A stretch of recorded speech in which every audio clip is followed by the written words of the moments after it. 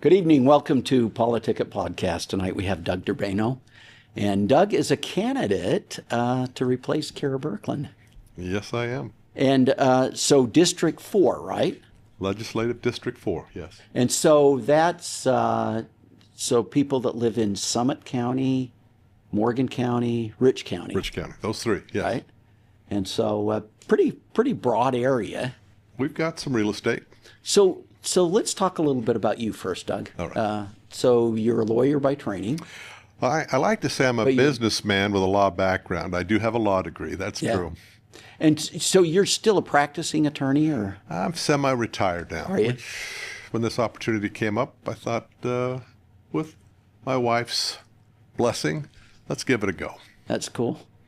And so let's talk a little bit about your background. Where'd you grow up? What?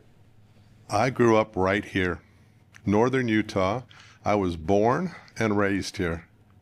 My great-grandfather came from Italy, right here to Weber County, where we're sitting, John. Wow. And had, frankly, two sons. One died in an irrigation ditch. The other one was my grandfather. And that's where the Durbano family all came from. And my grandfather had three sons. Oldest was my dad, two others. One is still alive, and the other have passed away, my dad and his brother. So we come right here from northern Utah. I was born here. So what brought him from Italy? This is not made up. Great-grandpa came here originally to work in a pasta factory from Italy. I'm not making this up. The old country, we went and visited one time, and we found that he worked at the pasta factory in Ferro San Martino, which is in the central mountains of Italy, at the pasta factory. And so he brought that trade to come to America. And we learned also that back then in Italy, the people were starving. So they escaped to America, not only to be free, because this was the land of the free, but they came here to survive. There's my history, and I went to Weber State and the University of Utah. And so Weber State, undergrad, business. Business, and then law school at University of Utah? Yes. Oh. And so when you got out of law school, what'd you do? You know, I came right up here after graduation. I came right up here to Ogden, and I worked at a law firm and was involved in a family business. So right from the start, I was law and business. Our family, Durbano, has had a local business here, Durbano Metals, where we do a lot of work in the contracting field, and particularly for the railroad, Union Pacific. Oh, interesting. Yeah. We clean up train wrecks. Oh, really? And then we turn it into scrap metal, and we sell it to Nucor. Really? Yes. That's interesting. If you ever want to know which way the economy is turning, call down to Durbano Metals and ask what the price of scrap steel is. It's a good indicator. Now explain that to me. Right? Why is that? Because steel is bought by the pound, obviously, but the price is established based on the demand. If there's high demand for steel, the factories are working. Nucor only buys scrap, and if the factories are working and need Nucor's steel that's been recycled, the price will go up. That's a good sign that economic activity is occurring, and there's a good likelihood that the future is bright. Oh, interesting. If the price of scrap steel is dipping, check out your 401k and consider maybe... So tell me, what's the forecast right now? The forecast right now is good. Is it? Yeah. That could change, but right now, the forecast is good. That's good. Yeah. So what motivated you to do this? I know you talk about a lot about taxes. Yes. Taxation. You talk about unleashing free enterprise. Yes. In the country. So in Utah, tell me what motivated you to be part of this? First, I became aware by a text message from Representative Trevor Lee. Doug, he said, you ought to run because Kara has just tendered a resignation. Now, I've known Kara for a long time, and I've been a fan and a supporter, both Shauna and I.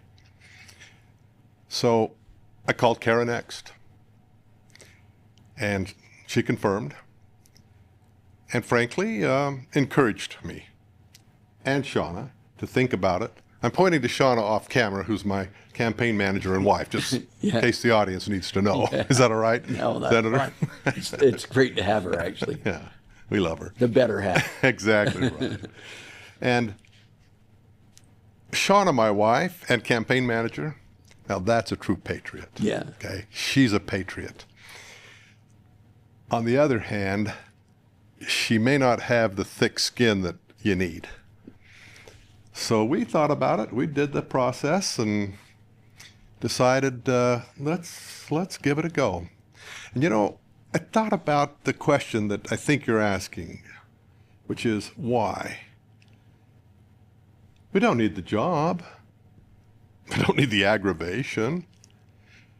But we've got a firm belief that, you know, the second great commandment, love thy neighbor, that we have some kind of a duty to love our neighbor. That doesn't maybe sound well, but it's too trite. I don't know, Senator, you tell me, but we have a duty at some stage in our life to say, let's do something good. And I love my family too, and I love my kids and grandkids. They all live here in Utah. I am deeply concerned about the sliding direction that our great state is headed. So we said, When you say sliding, what are the things you see that are sliding that need to be dealt with? election integrity probably is my big issue on the sliding. And I'll be open and honest. We started the slide when SB 54 was passed and the count my vote was mediated and settled. I was at the Supreme Court the day they argued that case, and then the parties went out and settled the case in the hall, which is typical. But when SB 54 was passed by the Senate, I know you weren't there, or were you? I was actually working, my first foray into politics was working on the Keep My Voice initiative to get rid of SB 54. Oh, good to hear. I'm in friendly territory then. So when that got passed, it allowed really the lieutenant governor's office to designate who's a Republican. And the Republican process, or the Republic process, of neighbors coming together and saying, we elect a delegate to champion and vet us as neighbors, go vet the candidates and select the best Republican champion who can go forward under our Republican bylaws. And we have a Republican Constitution too, and I love the Constitution, whether it's the state, the U.S., or our Republican Constitution. Find the best candidate. And then if that candidate can rally 60% of the delegates, that candidate advances straight to the ballot. If not, if it's only 50-50, then there's going to be a primary between Republicans because the delegates couldn't quite decide. So now it's up to the people to decide. When SB 54 passed, it allowed the lieutenant governor's office to issue, all right, whoever you want to be, you can be today. You're a Republican, fine. Go gather signatures and we'll put you on the ballot. Now that is a democracy, which is right close to mob rule. That's not the Republican way. And so when a candidate can gather signatures, and these are typically hired college kids, and I understand if you run a statewide race, it's about 175,000, maybe 200,000. That sounds almost corrupt to me, but it's a form of it. And you hire these young kids to knock on a door or stand outside the grocery store. And I've been approached. What are you going to say? You're grateful that somebody's being a good youngster there and doing their civic service? Sure, I'll sign it. That is not the Republican way. And that has allowed non-Republicans to become elected as Republicans. And the poor voter just says, gee, this must be a good candidate because this is a Republican. But that is a false assumption now. That's got to get fixed. Very Sorry, good. I took too long. No, no, no. Let's take a break and we'll come back and finish talking about this. Great. Okay.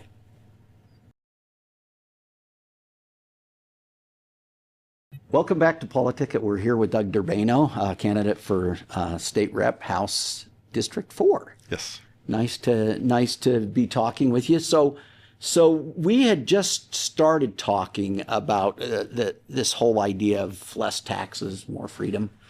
Why don't you address that a little bit? Where did that idea come from? I don't know, but it's always been in my mind, Senator.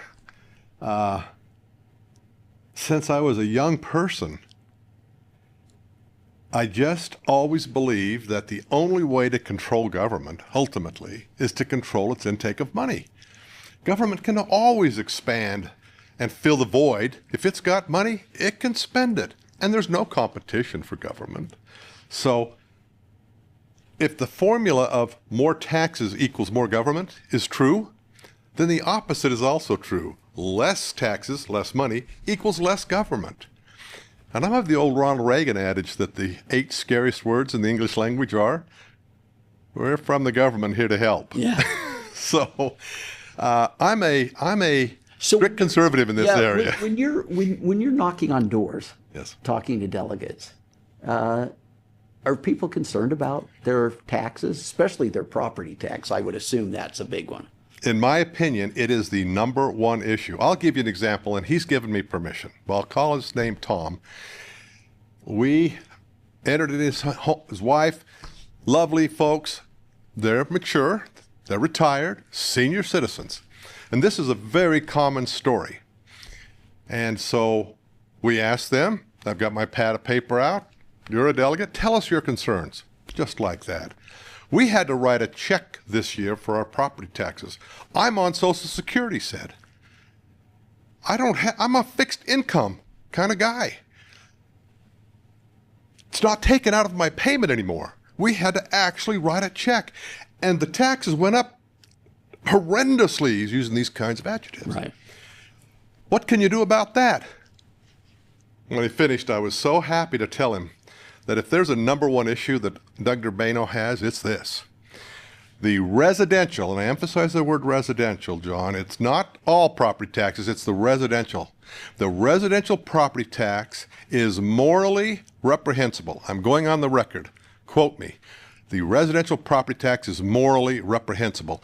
Our government should never depend on the reprehensible tax called the residential property tax, where a person could be placed out of the security of their home if for some reason they can't afford the property tax that's imposed upon them. So we have to find a solution. I've got some ideas. I hope the folks will back me, because I'm going down to the legislature and I'm pushing for modifications to the residential property tax, not the property tax on businesses. If there's economic activity, they can do it.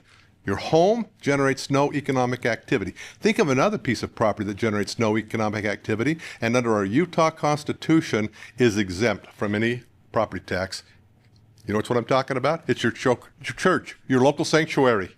Churches, no property tax. Why do we property tax our not-for-profit homes?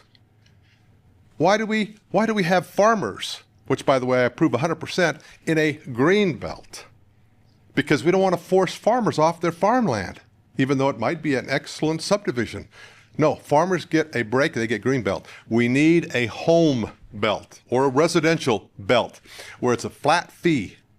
And the only way that flat fee, and I'm going to propose maybe $1,000, so it's not completely going away, sort of like an HOA fee.